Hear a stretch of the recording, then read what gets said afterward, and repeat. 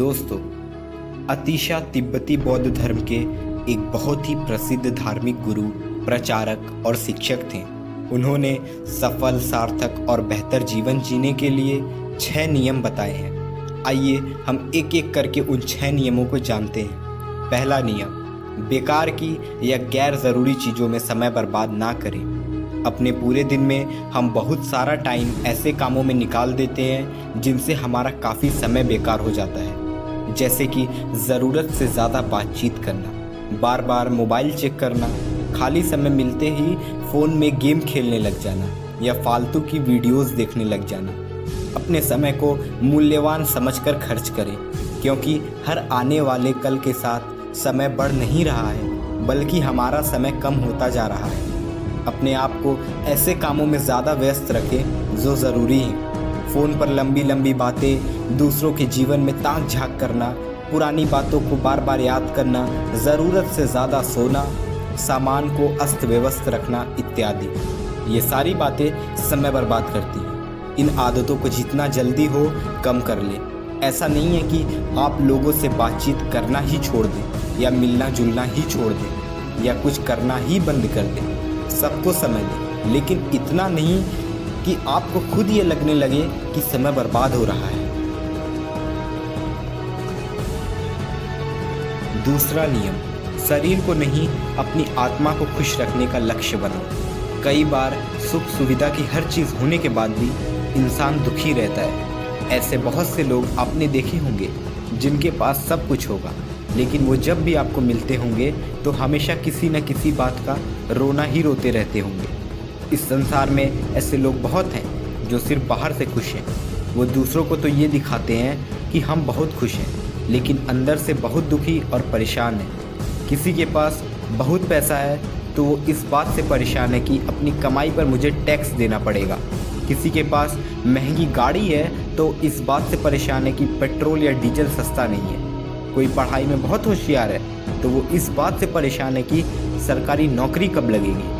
ऐसे बहुत सी परेशानियों से हम लोग आज घिरे हुए हैं, और इन सब परेशानियों का कारण है शारीरिक मोहमाया।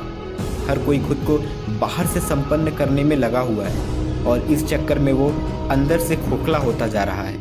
हम सोचते हैं कि बहुत सारा पैसा कमाना हमें खुशी देगा, और हम अपनी ज़िंदगी उसी पैसे को कमाने के पीछे बिता देते हैं। हम अपने शरीर को तो खुश रखते हैं, लेकिन हमारी आत्मा खुश नहीं रह पाती।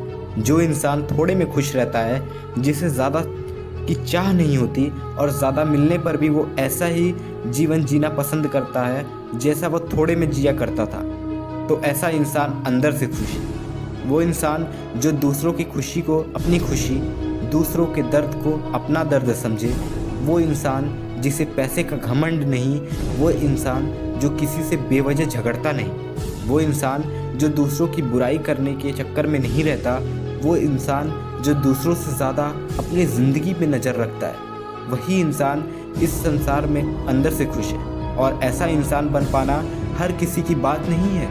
ना ज़्यादा पाने की चाह, न कम मिलने का गम, यही खुश रहने का एक अच्छा तरीका है। तीसरा नियम, अपनी गलतियों का समर्थन ना करें। दूसरों को गलत साबित करना और दूसरों की गलती निकालना बहुत आसान होता है।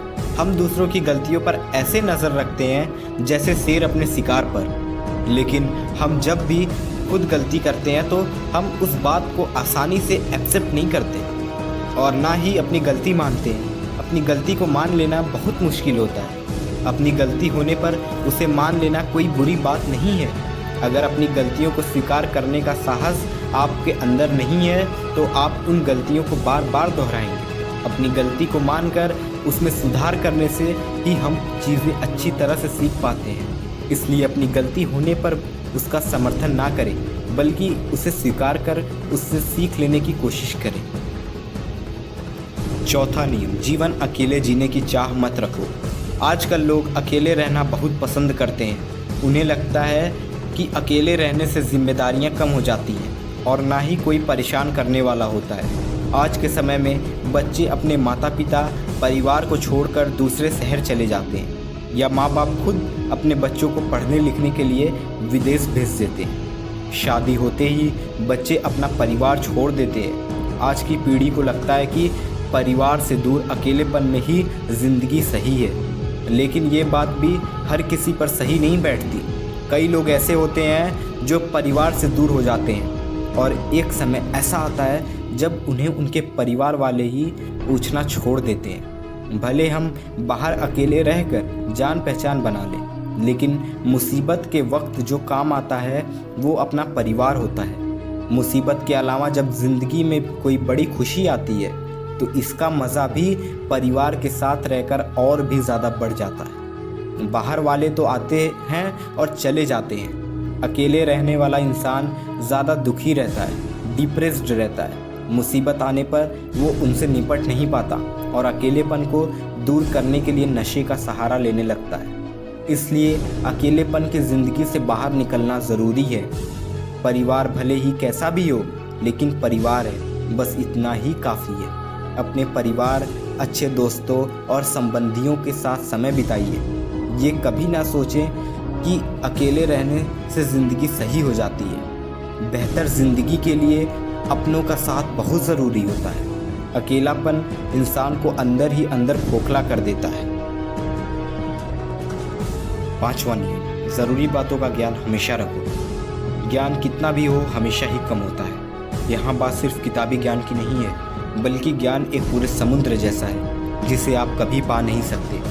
यहाँ जिस ज्ञान की बात हो रही है वो है हमारी ज़िंदगी का ज्ञान, यानी कि कब, किस समय और क्या करना है, कैसे करना है, साथ ही क्यों करना है। इस बात का ज्ञान होना भी बहुत ज़रूरी है। कुछ भी काम हो बस किसी ने कहा और आपने कर दिया, या फिर आपके दिमाग में कोई उल्टा सीधा ख्याल आया और आपने वो भी कर दिया।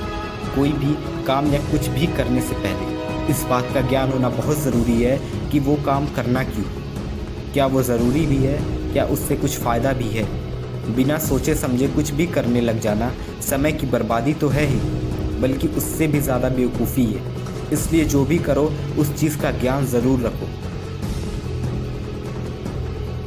6वां नियम, नियमित रूप से ध्यान करें, यानी मेडिटेशन करें। ध्यान करना बहुत ज़रूरी है।